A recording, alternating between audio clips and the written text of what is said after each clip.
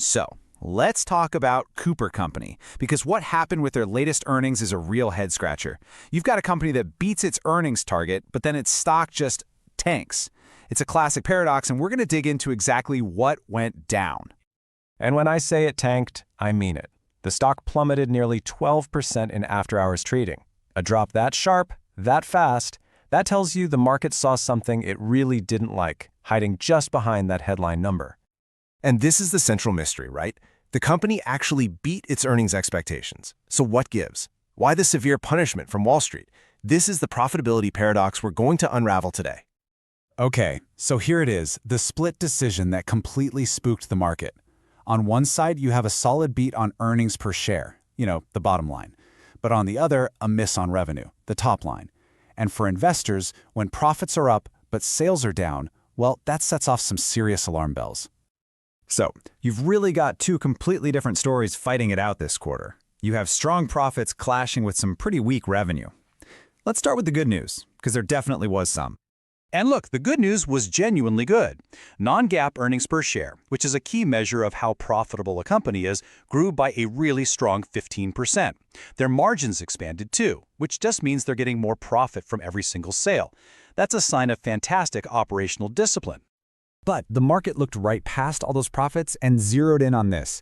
Not only did revenue come up short for the quarter, but management also had to cut their sales forecast for the rest of the year.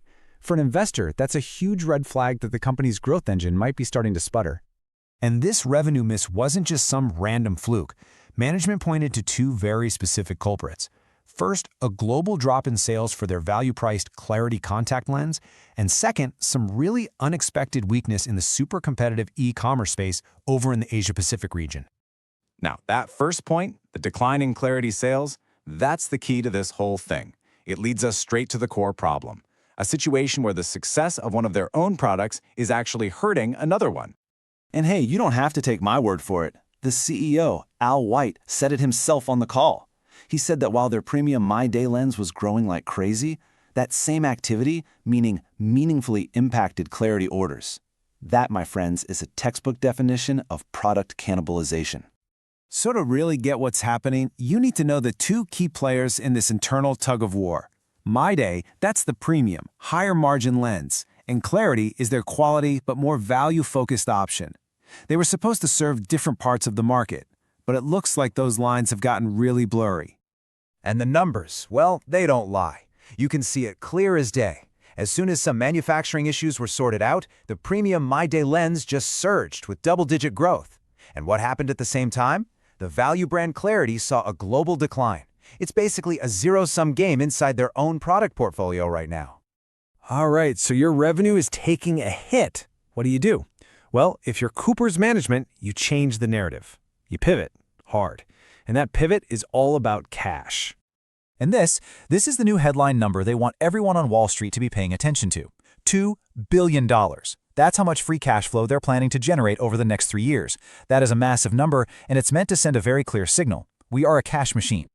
And this isn't just some vague promise. They've laid out a very disciplined 3-step plan for all that cash. First, they're going to pay down debt. That's called deleveraging, to make their balance sheet stronger. Second, they're going to buy back their own stock, which is a direct way to give value back to shareholders. And only then, third, will they make targeted investments for new growth. So what we're seeing here is a fundamental shift in the company's promise to investors.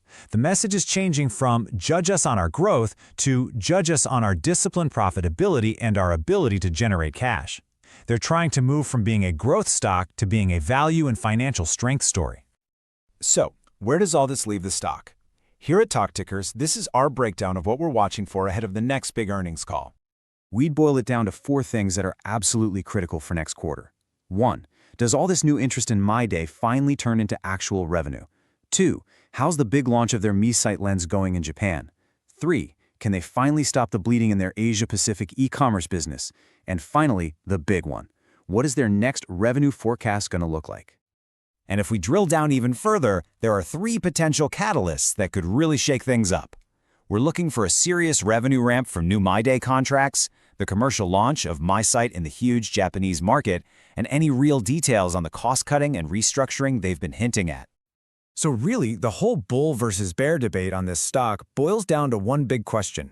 Is the powerful, high-margin growth from MyDay going to be enough to outweigh the drag from Clarity's decline and those ongoing problems in Asia? The answer to that will probably decide where the stock goes next. So after weighing all of this, our final rating is market perform. This really reflects that battle between two powerful forces. You have the compelling long-term cash flow story that management is telling, but you also have this undeniable short-term uncertainty around their revenue growth. And that leaves us with the final critical question. Management is betting that this new focus on disciplined profitability will win the day. But in a market that is so often obsessed with growth, is focusing on cash flow going to be enough to win back investor confidence? Or is this stock just going to stay in the penalty box until that top line starts growing again? And of course, always remember to do your own research. This explainer is for informational purposes only and should not be taken as financial advice.